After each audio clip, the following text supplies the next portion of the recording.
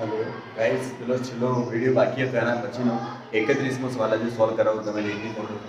31મો સવાલ देखो sodium hydroxide sodium hydroxide દ્રાવણ સાથે પ્રક્રિયા કરવામાં આવે તો તમે દેખી શકો છો આમાં ડાયરેક્ટ ફિનોલ લખાય કારણ કે એકાની 1 ડિગ્રી આપેલું છે જે આલ્કોહોલિક કહેવાય આ પણ આલ્કોહોલિક છે અને આ પણ આલ્કોહોલિક છે ડાયરેક્ટ ફિનોલ ત્યાં આન્સર આવશે ફિનોલ સાથે રિએક્શન કરશે બીજો છે નીચેનામાંથી કયો સતત ન્યુક્લિક એસિડ સાથે યોગશીલ પ્રતિક્રિયાત્મકતા આપશે એવી તમે દેખો બેઠો સવાલ તમને ટેક્સ્ટમાં તમને આઈડિયા આવી જશે કયા નંબરનો ટેક્સ્ટમાં તમને આપેલો છે જોજો તમને આઈડિયા આવશે એસિટાલ્ડિહાઇડ કે જેમાં CHO અહીં એસિટોન એટલે બે કાર્બન સાથે જોડેલા હશે એટલે એસિટોન બેન્ઝાલ્ડિહાઇડ એનો બંધ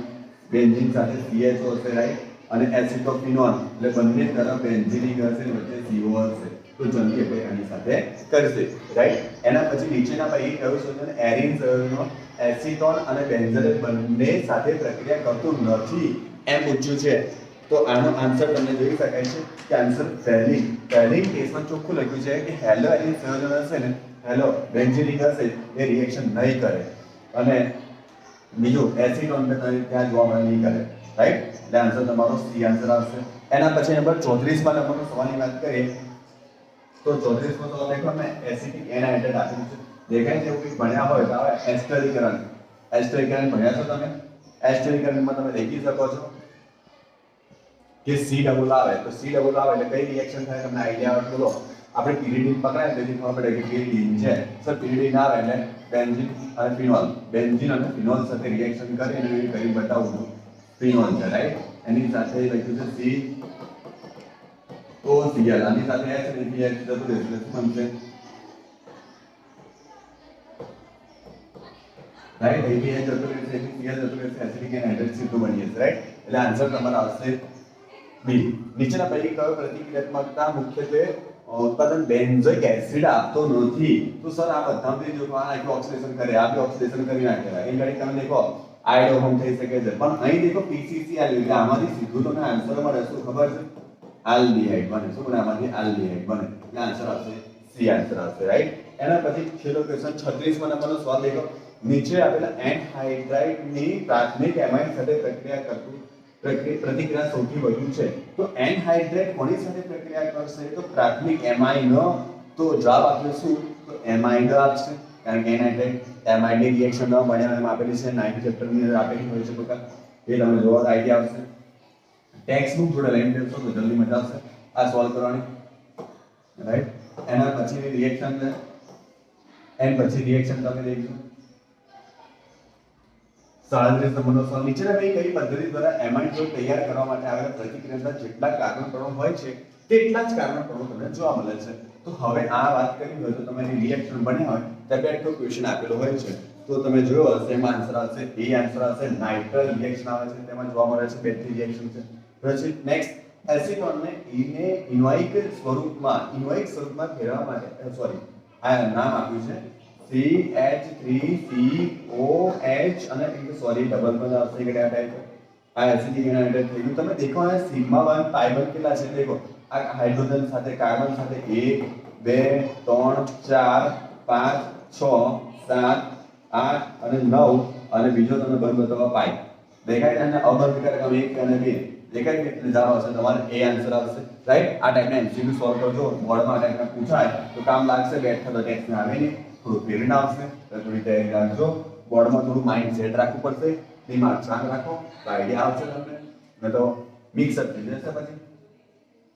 એક આ ટાઈપનું કમ્પાઉન્ડ આપ્યું છે અને લખ્યું છે ફિનાઇલ હાઇડ્રેઝિન સાથે પ્રક્રિયા કરે NH2 સાથે પ્રક્રિયા કરે છે અને આયોડોફોર્મ અને ટોલેન્સ સાથે પ્રક્રિયા કરતો નથી એમ કહે છે તો તમે વિચારો અને જવાબ આપે છે પેન્ટેન 1 2 3 4 અને 5 કાર્બન આપે છે આપણે વિચારો ચલો 1 2 3 4 અને 5 કાર્બન છે સાઈડ માં અહીં હું આલ્ડિહાઇડ બને અને અહીં વચ્ચે હું આ સાઈડે આની જોડે છે તો કીટોન બને પણ તમને એમ કીધું કે ટોલેન્સ આપતો નથી એટલે કેન્સર કેનિઝારો બને તો આયોડોફોર્મ કહે તો CH3 ગ્રુપ હોય તો આપતો નથી તો સર બાકી રહ્યો ક્યાં મૂકો હવે સમજી ગયા તો તમે દેખી શકો છો કયા નંબરના કાર્બન પર સેકન્ડ થર્ડ નંબરના કાર્બન લાગે છે આન્સર બનશે સી આન્સર બને રાઈટ પડી ખબર કે ના પડી આ ટાઈપના એમસીક્યુ કરવાના છે આપણે પછી અહીં મસ્ત મજાનો ક્વેશ્ચન છે કે આનો ઓક્સિડેશન કરીશું તો બનશે બેન્ઝીન ઉપર લાગી હશે COOH હવે તમે એનું બ્રોમિનેશન કરો, તમને યાદ છે બ્રોમિનેશન થાય એટલે તમને ખબર કયા સ્થાન પર લાગે. આ બે ટોપિક એવા છે કે જે મેટા સ્થાન પર લાગે છે. કે એક આલ્ડિહાઇડ હોય તો અને બીજું કયું આવે કાર્બોક્સિલિક એસિડ હશે ત્યારે તમને જોવા મળશે. જો એનું રિડક્શન કરાવીશ ને તો કોની સાથે આલ્કોહોલિક સાથે રિએક્શન કરીશું. તો આલ્કોહોલિક સાથે રિએક્શન પર બ્રોમિન હતી હશે ત્યાં સીધું તમને જોવા મળશે તો C ડબલ H અને એસિડિક એનાઇડ C2H5. અહીંથી શું થતું બ્રોમિન અહીંથી HBr થઈ ગયું. એટલે આન્સર તમને જોવા મળશે C answer. Right answer C right answer છે. પછી કારણ આન્સર હું છું થોડે લખતા તો ટાઈટ આવશે બકા કેમ કે મારી સ્ક્રીન પર નથી જાય છે PDF માંથી. ફરી કહું છું આનો આન્સર કયો હતો C આન્સર છે. 41 ની વાત કરીએ અહીં આ બી ક્વેશ્ચન તમે મજાનો છે. આની સાથે રિએક્શન કરો એટલે પ્રોડક્ટ તમને મળશે CH3COCl. રાઈટ બેન્ઝીન સાથે બેન્ઝીન હાજરીમાં એસિડિક એનહાઇડ્રેટ સાથે પ્રક્રિયા કરો. આ બેન્ઝીન બતાવો બેન્ઝીન સાથે રિએક્શન કરશે તેથી Cl અહીંથી H જતો રહેશે એટલે પ્રોડક્ટ બનશે બેન્ઝીન પર COCH3. હવે KCl સાથે પ્રક્રિયા કરો તો પ્રોડક્ટ શું બનશે KC ના વેલ્યુ શું થશે આને કાર્બન પર અટેક કરશે. કાર્બન પર અટેક કરે એટલે બંધારણ દોરી બતાવો આ C આ CH3 નો સાઈડ પર O આ સાઈડ H આ સાઈડ Cl લાગશે અને અહીં લાગી UH. આ તમે કેન્દ્રની વિસ્તાર પ્રક્રિયા ભણ્યો અને એનો બે ક્વેશ્ચન તમને પૂછો તો કેવી આન્સર આપશે ડી આન્સર આવે. રાઈટ એના બાદ નેક્સ્ટ ક્વેશ્ચન નીચેના પૈકી કયો આ એ કમ્પાઉન્ડ છે કયું છે એમ પૂછ્યું છે પણ એ કમ્પાઉન્ડ માટે આપણે પાછળ જઈએ. ચલો આલ્કોહોલ બને છે નાઇટ્રસ એસિડ તમને ખબર હોવું જોઈએ કે આમાં પ્રોડક્ટ CH3 CH2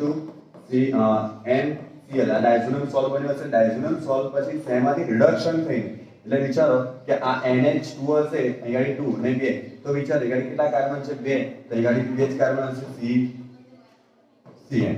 રાઈટ કઈથી ખબર પડી કારણ કે ટ્રિપલ બોન્ડ હશે તો રિડક્શન કરો તો અહીંયા H લાગે ને બીજા H લાગે. રાઈટ એટલે આન્સર તમારો આવશે ડી આન્સર આવશે. ક્લિયર. એના બાદ નેક્સ્ટ ક્વેશ્ચન ની વાત કરીએ.